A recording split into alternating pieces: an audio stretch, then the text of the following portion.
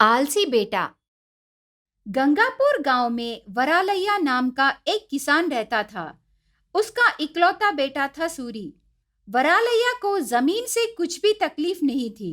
बस एक ही चिंता थी कि उसका जवान बेटा बिना जिम्मेदारी के हमेशा सोता रहता था।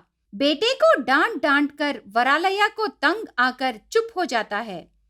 एक बार वरालैया की पत्नी लक्ष्मी पति से ऐसे कहने लगी, सुनो ना, उसे हम ऐसे ही छोड़ दिए तो कैसे जी? नहीं तो हम उसकी शादी कर देंगे। शादी करने से कोई भी सुधरेगा करके बड़े कहते थे ना।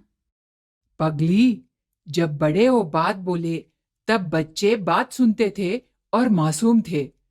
पर अभी इसे देखो, मैं मार के बोला, डांट के बोला, बहुत समझाया, फिर भी वो उसकी आलसीपन को नहीं छोड़ा। अब मैं क्या करूं बताओ? हमारी तकदीर ही खराब है जो ऐसे आलसी बेटा पैदा हुआ। अभी इसकी शादी करने से उस लड़की की जिंदगी भी बर्बाद हो जाएगी। ऐसे दुखी होता है। इतने में सो रहे सूरी बिना आंखें खोले ऐसे कह रहा था, माँ, भूख लगी है, खाना लाके मुझे खिलाओ ना। ऐसे कहता है। वो बात सुन के वरालू ऐसे कहने लगा, ये लो, सांप को भूख लगी है, जाके उसे खाना खिला। अब पैदा किया तो भुगतना है ना। ऐसे बहुत दुख होके निराशा से वहां से चला जाता है।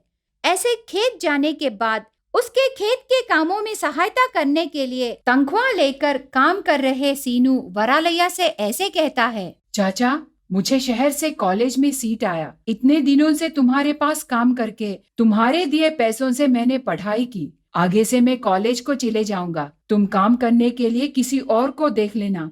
मुझे गलत मत समझो चाचा। ये कैसी बातें कर रहे हो सीनू? जिंदगी एक जिम्मेदारी है। तुझे डर रहने पर तू मेहनत करके पैसे कमाए और अच्छे से पढ़ाई कर रहे हो। मुझे भी एक आलसी बेटा है, खाने के सिवा किसी काम का नहीं। अगर वो सही रहता तो मुझे तुम्हारे जैसों को काम पर लगाने की जरूरत ही क्या है? जो भी हो, तेरी जिंदगी सुधर रही है। बहुत खुशी हुई। ऐसे कह के उस दिन तक हिसाब करके पैसे देके भेज देता है। इस तरह रात को घर जाके खाना खाके पलंग पर सो के उसके आलसी बेटे की विषय के बारे में बहुत सोचने लगता है। तब उसकी पत्नी ऐसे कहने लगी, ए जी, नींद नहीं आ रही क्या? नहीं आ रही। हमारे आंखों के सामने पैदा हुए बच्चे, हमारे गधे से भी छोटे बच्चे अच्छे से काम करके पढ़ाई करके प्रयोजक बन रहे हैं। पर हमारा बेटा तो ऐसा ही है। किस जन्म में मैंने किसको अन्याय किया पता नहीं। ऐसे आलसी बेटे को भगवान ने हमें दिया है। ऐसे उसकी मन की आवेदना पत्नी से कहता है। उस समय सूरी आराम से खर्राटे लेके सोता रहता है। ऐसे सुबह होती है। वरालैया हर रोज की तरह खेत को चला जाता है। जाते जाते रास्ते में ऐसे सोचने लगा, कैसे भी मेरे बेटे में बदलाव लाना है। जैसे बड़े बोले, यदि साम दान भेद दंडोपाय से अगर वो नहीं सुधरा तो और कोई नया मार्ग सोचना है। ऐसे दुख होके उसको शपथ लगाने से कोई लाभ नहीं। ऐसे सोचता है। शाम को घर खुशी से जाके पत्नी से ऐसे कहने लगा, सुनो भगवान, आज मैं बहुत खुश हूँ। ऐसे बहुत खुशी होके पत्नी से कहता है। तब वो ऐसे पूछने लगी, क्यों जी, आप बहुत खुश लग रहे हो? क्यों करके इतनी आसानी से पूछ रही हो? हमारे खेत की भूमि के नीचे एक भटकता हुआ खजाना है। वो थोड़े दिन हमारी भूमि में ही रहेगी करके पता चला। मैं पूरी तरह से जान के आया हूँ। अभी हमारे खेत में रही वो निधि अगर हमारी हो जाए तो हम बहुत अमीर बन जाएंगे। ऐसे वरालैया बहुत खुशी से पत्नी से जोर से कहता है।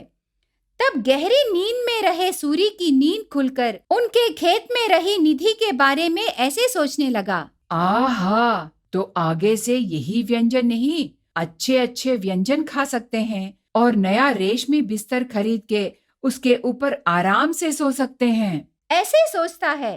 उधर लक्ष्मी पति से ऐसे कहने लगी, बहुत खुशखबरी बोले जी, ये बताइए, ये निधि को कैसे खोजना है, कब खोदना है? ऐसे पूछती है। तब वरालैया निराशा से ऐसे कहने लगा, उसी की परेशानी हो रही है। वो निधि को एक ब्रह्मचारी ही खोदना है। वो काम हमारे बेटे से हो जाएगा, पर उसकी आलसीपन से वो उठ के ये काम क्यों करेगा बताओ? तुम्हारे चाचा का बेटा है ना, उसकी शादी नहीं हुई, इसलिए हम उससे ये काम करवाएंगे। क्या कहोगी? ऐसे कहता है। वहां माता पिता कर रहे बातें पूरे बिस्तर पर सो के सुन रहे आलसी बेटा सूरी मन में ऐसे सोचता है। बाप रे, इतनी कीमती निधि बाहर वालों को क्यों देना? एक काम करता हूँ, इतने दिनों से पापा मुझे आलसी कह के बुलाते हैं ना, या निधि को मैं अकेला हासिल करके पापा को देने से मेरे ऊपर रही निंदा मिट जाएगी और फिर जिंदगी भर आराम से जी लूंगा। ऐसे सोचता है। अगले दिन बेटा पिता से पहले ही उठकर तैयार होते देखकर वरालैया को यकीन नहीं होता। ऐसे खेत को जाते समय रास्ते में एक किसान सूरी को देख के ऐसे कहने लगा। अरे हो बेटा, कौन हो तुम? गांव में नए लग रहे हो, हमारे वरालैया की खेत की तरफ क्यों जा रहे हो? मैं वरालैया का बेटा सूरी हूँ चाचा। अरे हो तेरी, तुम ही हो क्या सूरी? तुम जब छोटे थे तब मैंने तुझे देखा है। तुम बहुत आलसी हो करके तेरा पिता ने कहा, तो फिर आज खेत को कैसे जा रहे हो? हाँ चाचा, काम नहीं है तो मैं आलसी हूँ। काम रहने से मैं क्या हूँ तुम ही देखोगे ना। ऐसे कह के खेत को जाके मिट्टी पूरा खोद के उस निधि को ढूंढने लगा। 2 दिन होने के बाद भी निधि कहीं नहीं मिलती। तब ये क्या, कहीं भी निधि का पता नहीं है? एक काम करते हैं, अभी अचानक से काम बंद करने से पापा मैं निधि के लिए ही आया हूँ सोच के मुझे गलत समझेंगे, इसलिए यहाँ खेती का काम करके निधि को ढूंढूंगा। ऐसे सोच के खेत को जोतना शुरू करता है। इस तरह 1 महीना बीतने के बाद वो निधि का विषय बाजू हटा के उसके अंदर रही किसान का खून खेत के बारे में परेशान होना शुरू करती है। ऐसे 4 महीनों तक मेहनत करके फसल उगाता है। धीरे धीरे उसके अंदर रही आलसीपन चली जाती है। तब पिता खुश होके बहुत खुशी हुई बेटा, तुझ में बदलाव लाने के लिए हमारी खेत में निधि है करके तुझे सुनाई देने के लिए मैंने जोर से कहा। मैं जो देखना चाहता हूँ वो बदलाव तुझ में आया है बेटा।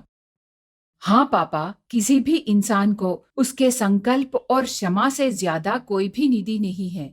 ये मुझे आपके कहे झूठ से पता चला। अब आपका बेटा आलसी नहीं है पापा, ये बात सब गांव वालों को पता चलेगा। ऐसे कहता है। ऐसे बेटे में आए बदलाव से वरालैया और उसकी पत्नी बहुत खुश होते हैं। कहानी देखकर छोड़ना मत। पसंद हो तो सब्सक्राइब करो, लाइक करो, कमेंट लिखो और ज़्यादा अच्छा कहानियों के लिए जोर से बेल आइकन को दबाना मत भूलो।